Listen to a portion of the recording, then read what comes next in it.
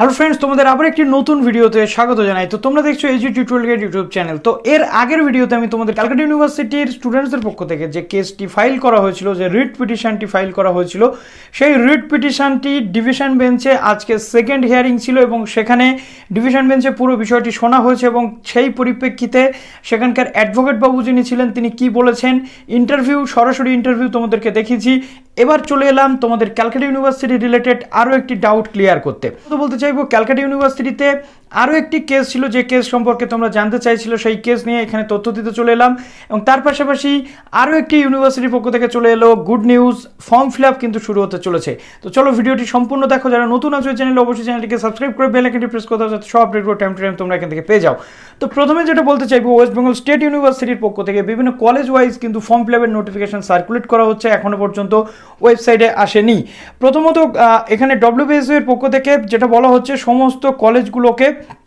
সমস্ত কলেজগুলোকে eligibility of the candidate অর্থাৎ form fill আপের আগে সেমিস্টার 4 এবং সেমিস্টার 2nd, 4th এবং 6th semester regular students which start from 17/6/2022, এখানে 17 তারিখ থেকে ফর্ম ফিল আপ স্টার্ট হতে চলেছে যেটা বলা হচ্ছে। প্রথমত সেই অনুযায়ী কিন্তু সমস্ত যে এলিজিবিলিটি ক্রাইটেরিয়া যা কিছু রয়েছে স্টুডেন্টসদের সেটা ফুলফিল করতে বলা হচ্ছে।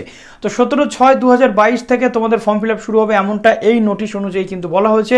বিভিন্ন কলেজ ওয়াইজ কিন্তু এই নোটিফিকেশনটা সার্কুলার করা হচ্ছে, এখনও ওয়েবসাইটে আসেনি। ওয়েবসাইটে আসলে অবশ্যই তোমাদেরকে আমি জানাবো। কিন্তু ফর্ম ফিল আপ শুরু হলে WBSUexams.net যে ওয়েবসাইটটি রয়েছে অবশ্যই কালকে থেকে তোমাদের এটা শুরু হতে পারে, এমনটা বলা হচ্ছে। এবার প্রশ্ন আসছে WBSU এর পরীক্ষা কবে। তো ফর্ম ফিল আপ যখন 17/6 থেকে শুরু হচ্ছে, খুব শীঘ্রই মেবি তোমরা রুটিনও পেতে চলেছো এবং তোমাদের পরীক্ষাটা কিন্তু এখনো পর্যন্ত অনলাইনেই যে হবে এমনটাই কিন্তু সিদ্ধান্ত রয়েছে, কোনো নটচট সেখান থেকে হয়নি। সুতরাং অনেক গুজব উঠছে যে বিভিন্ন জায়গাতে মিটিং হয়েছে বা কিছু পরীক্ষা অফলাইনে হবে কিনা, সেরকম কিন্তু কোনো তথ্য আমাদের কাছে এখন নেই। এবার প্রশ্ন হলো, ক্যালকাটা ইউনিভার্সিটির সায়নবাবুর যে কেসটা ছিল সেই কেস কিন্তু আজকেও লিস্টেড ছিল না, অর্থাৎ তার শুনানি আজকেও হয়নি। সেই শুনানি কবে হবে কজ লিস্ট দেখে সেটা বলা সম্ভব, তবে আজকে পর্যন্ত সেটার কোনো শুনানি হয়নি।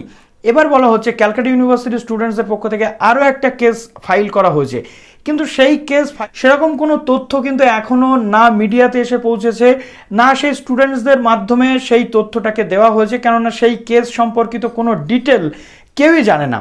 তবে এই যে ডিভিশন বেঞ্চের মামলাটা রয়েছে, এই মামলাটা কিন্তু এখনো পর্যন্ত রয়েছে সার্কুলেটেড এবং এই মামলাটাই কিন্তু এখনো মুভ হচ্ছে, চলছে। কিন্তু সেই মামলাটা সম্পর্কে কোনো বিস্তারিত তথ্য আমাদের কাছে না থাকায় আমরা তোমাদেরকে দিতে পারছি না। অনেক প্রশ্ন করেছে, প্রচুর কোশ্চেন এসছে আজকে সারাদিনে, সেটা তোমাদেরকে ক্লিয়ার করে দিলাম। অর্থাৎ আবার নাকি ক্যালকাটা ইউনিভার্সিটি স্টুডেন্টসদের পক্ষ থেকে মামলা করা হয়েছে, কিন্তু সেই মামলার কোনো বিস্তারিত তথ্য এখনো পর্যন্ত সামনে আসেনি। যদি তথ্য সামনে আসে অবশ্যই তোমাদের সামনে তুলে ধরবো। তো চলো ভিডিওটা এখানে শেষ করলাম, ভালো থেকো সবাই, অল দ্য বেস্ট।